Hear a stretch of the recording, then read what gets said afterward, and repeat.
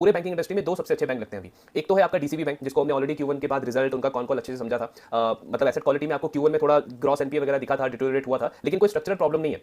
Just वो जो छोटा छोटा बुक लेके डीसीबी बैंक एक एक्सपेरिमेंट करता रहता है, तो उन्होंने ना स्मॉल टिकट साइज का जो लैप होता है आपका loan against property, MSME loan 1 lakh से 2-3 लाख 5 लाख का, उसमें उनको थोड़ा सा एनपीए का प्रॉब्लम हुआ था, लेकिन वो बहुत छोटा साइज है बैंक के लिए और उसका सारा प्रोविजन इन्होंने कर दिया हुआ है। प्लस आने वाले क्वार्टर्स में बैंक काफी श्योर है कि जो मार्जिन है उनके वो और नीचे की तरफ नहीं जाएंगे, बिकॉज प्रोडक्ट मिक्स उनका चेंज हो रहा है लैप की तरफ, लोन अगेंस्ट प्रॉपर्टी जिसमें यील्ड ज्यादा है, प्लस डिपॉजिट वाले बेस को भी कंपनी बैंक अच्छे से मैनेज कर लेगा। सो निम में ज्यादा फर्दर रिडक्शन होगा नहीं आपका करंट लेवल से। प्लस ग्रोथ को लेकर के मैनेजमेंट कॉन्फिडेंट है, 20% की ग्रोथ लोन बुक में, 20% का ग्रोथ आपका बॉटम लाइन के अंदर। और अगर आप उनका प्राइस टू बुक देखोगे तो वो काफी अच्छा लगता है, 0.7 के आसपास का प्राइस टू बुक है, यानी बुक वैल्यू से भी नीचे ट्रेड कर रहा है, तो मार्जिन ऑफ सेफ्टी वहां पे ज्यादा अच्छी लगती है। उसके साथ में एक और बैंक है सीएसबी बैंक। अब सीएसबी बैंक का वो जो उनके करंट एमडी सीईओ हैं प्रभे मंडल जी, उन्होंने एक विजन दिया था, एसबीएस करके विजन था 3-4-5 साल का। सो इनिशियल ईयर्स में उनको एक्सपेंसेस लेने पड़े थे, ऑलमोस्ट वो जो पार्ट है वो बैंक का कंप्लीट हो चुका है। जो स्ट्रॉन्ग टेलविंड है सीएसबी बैंक के लिए वो है इनका गोल्ड लोन का पोर्टफोलियो।